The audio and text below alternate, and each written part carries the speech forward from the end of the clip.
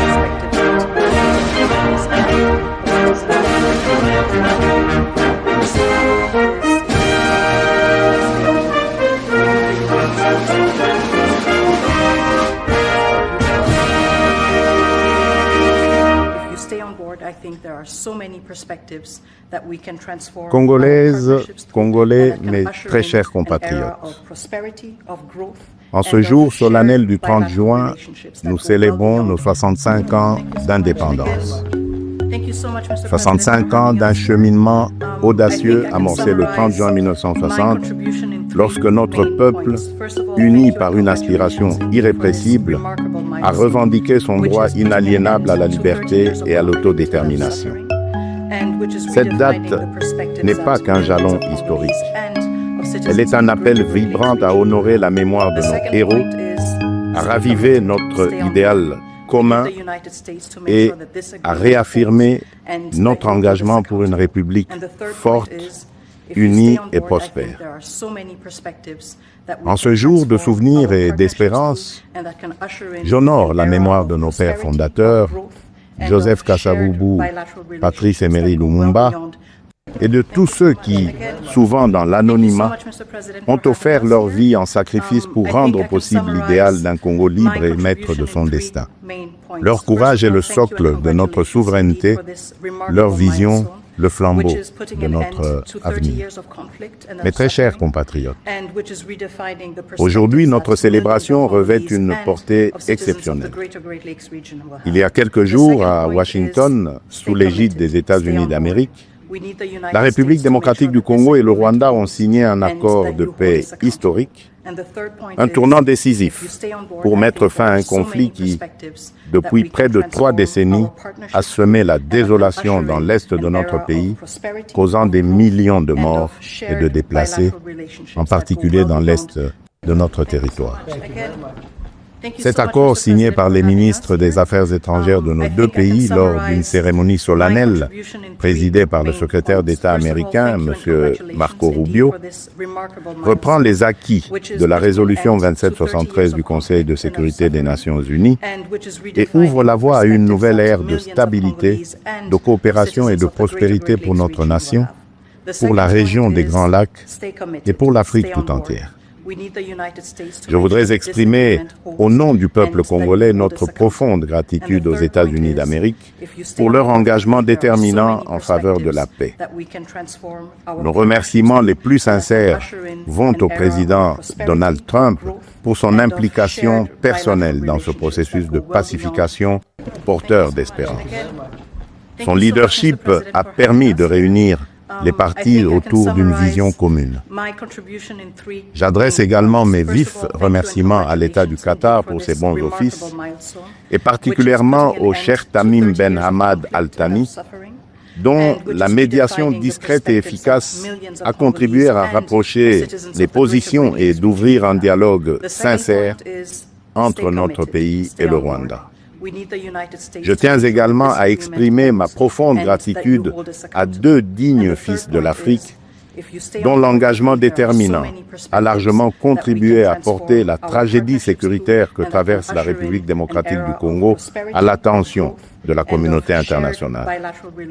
Grâce à leur implication active dans le processus de Luanda et de Nairobi, Son Excellence João Manuel Gonçalves Lourenço, président de la République d'Angola, et Son Excellence Uhuru Kenyatta, ancien président de la République du Kenya, ont su mobiliser les consciences et renforcer la visibilité de la cause congolaise sur la scène régionale et internationale. Cet accord n'est pas seulement un document. Il est une promesse de paix pour les populations de Goma, Bukavu, Rutshuru, Masisi, Nyiragongo, Lubero, Ituri et de toutes les localités martyrisées par la guerre. Ce processus diplomatique s'articule également avec les discussions en cours à Doha, au Qatar. Notre ambition reste sans équivoque rétablir pleinement l'autorité de l'État sur l'ensemble du territoire national et œuvrer à l'instauration d'une paix réelle, durable et partagée dans toute la sous-région. Les attentes de nos populations sont immenses, notamment celles de l'Est du pays qui ont trop longtemps souffert.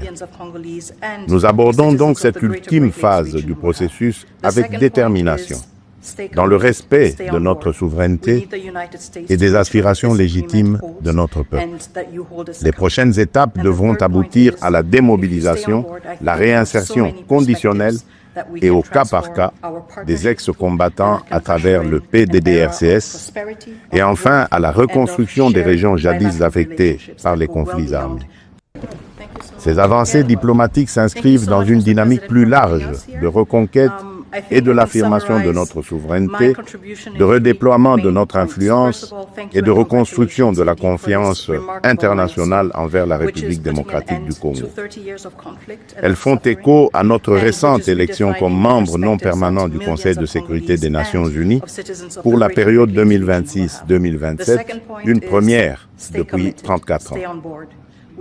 Ce mandat n'est pas un honneur protocolaire, c'est une responsabilité politique et morale que nous porterons avec dignité en faveur de la paix, du multilatéralisme et des intérêts du continent africain. Mes très chers compatriotes, l'accord signé à Washington ouvre des perspectives inédites. Il augure une ère de paix durable, de coopération régionale et de prospérité partagée. Il nous engage à reconstruire nos communautés, à revitaliser nos économies et à restaurer la dignité de chaque Congolais. Mais cette paix, aussi précieuse soit-elle, reste fragile. Elle exige de nous tous, gouvernements, citoyens, partenaires internationaux, un engagement indéfectible pour sa consolidation. Nous continuerons à exiger que justice soit rendue aux victimes et que les responsables des atrocités répondent de leurs actes. Je salue le courage exemplaire de nos forces armées, des forces de police et de sécurité et de tous les résistants patriotes Wazalendo qui, au péril de leur vie, défendent notre patrie. Leur bravoure est le rempart de notre souveraineté. À vous, mes sœurs et mes frères de l'Est, je veux dire que votre résilience est une source d'inspiration pour la nation entière. Vos souffrances n'ont pas été vaines. Elles ont forgé notre détermination à réfuter toute solution précaire à cette crise et à nous engager à bâtir un avenir meilleur. Mes très chers compatriotes, l'indépendance que nous commémorons aujourd'hui n'est pas seulement une conquête du passé, elle est surtout un cap pour l'avenir. Elle est un projet vivant, un idéal à construire chaque jour. Cet idéal exige de nous que nous surmontions non seulement les menaces armées, mais aussi l'insécurité sociale, l'injustice, le tribalisme et la division. Le peuple congolais aspire à un pays de paix, de justice et de dignité. Un pays où l'on veut et on peut vivre sereinement, travailler avec honneur et offrir à chaque enfant congolais la liberté de rêver grand, sans peur ni entrave. Réaliser ce rêve requiert la mobilisation de toutes nos forces vives, institutions, citoyens, diaspora, partenaires, autour d'un même idéal, bâtir un Congo moderne, sûr et respecté. Il est temps de transcender nos clivages, de rejeter les discours de haine et les manipulations, et de faire de notre diversité une force, non une fracture. Notre unité n'est pas une option, elle est une condition de survie. C'est dans cet esprit de responsabilité et de dépassement de soi que j'ai tenu, il y a quelques semaines, une rencontre franche et républicaine avec M. Martin Fayulu, l'un des leaders de l'opposition. Ce geste, que beaucoup n'auraient osé imaginer depuis les élections de 2018, témoigne d'une volonté partagée de placer l'intérêt supérieur de la nation au-dessus des querelles partisanes. Cette rencontre marque une étape importante vers une politique de réconciliation, d'écoute mutuelle et de respect réciproque. Elle donne surtout corps à l'exigence du peuple congolais, celle d'une classe dirigeante capable de s'unir aux moments les plus critiques, d'agir avec maturité et de servir ensemble la grandeur de la République. Mes très chers compatriotes, les défis qui se dressent devant nous ne se limitent pas à la sécurité. À Kinshasa, la congestion urbaine et les embouteillages affectent la qualité de vie. Le manque de discipline, l'urbanisation désordonnée et l'insuffisance des transports en commun rendent la vie difficile à des millions de nos compatriotes. À Kalemi, Kassangoulou et même ici, dans la capitale Kinshasa, les inondations récentes ont causé d'importantes pertes en vies humaines et dégâts matériels, détruisant des habitations, emportant des infrastructures routières et provoquant des déplacements massifs de population. Ces événements climatiques extrêmes nous rappellent l'urgence d'agir à la fois sur le front de l'aménagement du territoire et de la résilience environnementale. À Mbandaka, le naufrage d'une embarcation a coûté la vie à plusieurs dizaines de nos compatriotes, endeuillant la nation tout entière. À Tshikapa, Kolwezi, Likasi, Kananga ou Kikwit, l'accès à l'eau potable, à l'électricité, aux soins de santé et à l'éducation reste une priorité pressante. Face à ces défis, l'État n'est pas resté indifférent. Il agit. Des missions de secours ont été déployées, des fonds d'urgence mobilisés, des projets structurants lancés pour renforcer les infrastructures et améliorer les conditions de vie. Mais ces efforts, aussi importants soient-ils, ne suffiront pas sans un véritable sursaut de solidarité nationale. Ils doivent être soutenus par une administration plus efficace, une meilleure coordination institutionnelle et la responsabilisation de tous les niveaux de pouvoir. J'en appelle également à un changement profond de comportement. Nous devons adopter une discipline collective, un civisme exemplaire et un respect des règles de vie en communauté. Aussi, je vous appelle à un sursaut patriotique, à une responsabilité individuelle qui fera de notre pays un modèle de stabilité et de progrès. Mes très chers compatriotes, fidèles à l'élan de notre indépendance, j'ai pris devant vous, avec une détermination sans faille, le serment de bâtir un Congo à la hauteur de nos aspirations.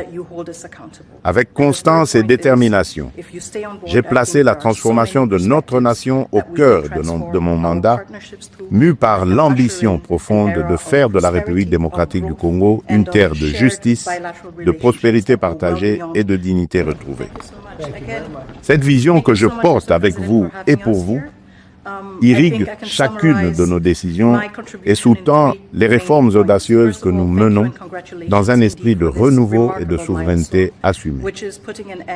Aux côtés du gouvernement, j'ai engagé une série de réformes économiques, judiciaires et institutionnelles visant à asseoir un véritable état de droit à éradiquer la corruption et à créer un climat des affaires propice à l'investissement et à l'initiative. Les premiers résultats sont tangibles.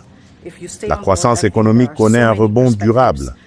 L'image de notre pays s'améliore sur la scène internationale et la confiance des investisseurs renaît.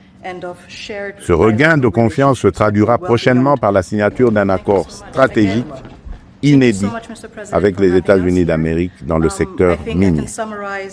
Cet accord marquera une étape décisive dans le positionnement de la République démocratique du Congo comme un acteur central de la transition énergétique mondiale et de l'économie verte émergente. Il visera à valoriser de manière souveraine nos minerais stratégiques, en particulier le cuivre, le cobalt et le lithium, tout en assurant une répartition plus équitable des retombées économiques au bénéfice des populations congolaises. Il ouvre la voie à la transformation locale, à la création des milliers d'emplois et à un nouveau modèle économique fondé sur la souveraineté et la valeur ajoutée nationale. C'est là le fruit d'un travail collectif déterminé au service d'un seul idéal, offrir à chaque Congolaise et à chaque Congolais les perspectives réelles d'un avenir meilleur. Malgré l'adversité, notre peuple a toujours fait preuve d'une résilience extraordinaire. C'est cette résilience qui nous a permis de traverser les tempêtes du passé et qui nous permettra de surmonter celles d'aujourd'hui. Le Congo d'aujourd'hui n'est plus celui du fatalisme et de l'impuissance.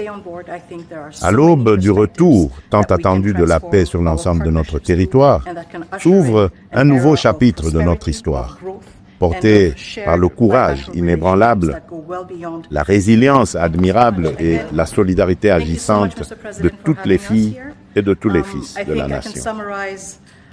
À nos partenaires des États-Unis, de la Chine, de l'Europe, des pays du Golfe, du continent africain et du monde entier, je le dis solennellement, la République démocratique du Congo est de retour, prête à nouer des partenariats stratégiques, fiables, transparents et surtout gagnant-gagnant. Nous avons les moyens de notre ambition, des ressources exceptionnelles, une position géostratégique centrale, un peuple talentueux et surtout un leadership résolument tourné vers l'avenir. Nous sommes prêts à jouer notre rôle, notre partition face aux grands défis de notre temps. La paix, la transition énergétique, le développement durable et l'intégration africaine. Je tiens toutefois à réaffirmer avec clarté les lignes rouges de mon action. Les ressources de la République démocratique du Congo ne seront jamais bradées ni livrées à des intérêts obscurs. Elles bénéficieront avant tout au peuple congolais. Aucun compromis ne sera toléré en matière de souveraineté économique. La République démocratique du Congo ne vendra ni son avenir, ni sa dignité. Mes très chers compatriotes, le monde change et la République démocratique du Congo a son mot à dire. Notre jeunesse déborde de talent, notre sol regorge de richesses, notre peuple rayonne de dignité.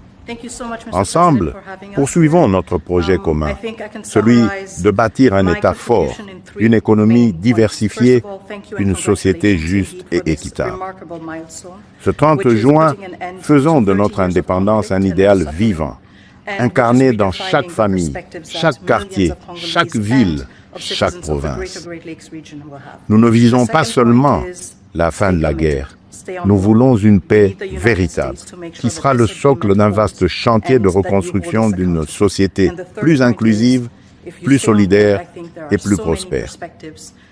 Le gouvernement s'y attellera avec rigueur et transparence.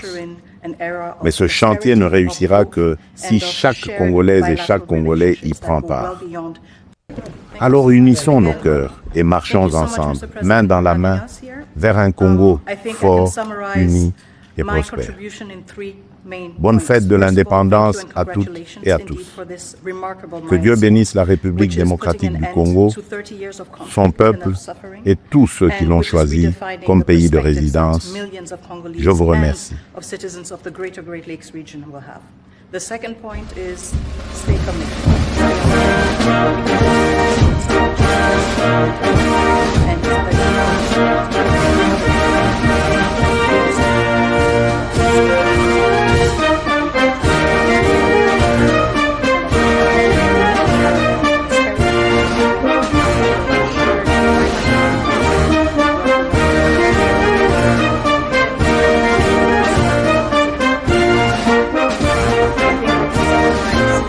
My contribution in three main points. First of all, thank you and congratulations indeed for this remarkable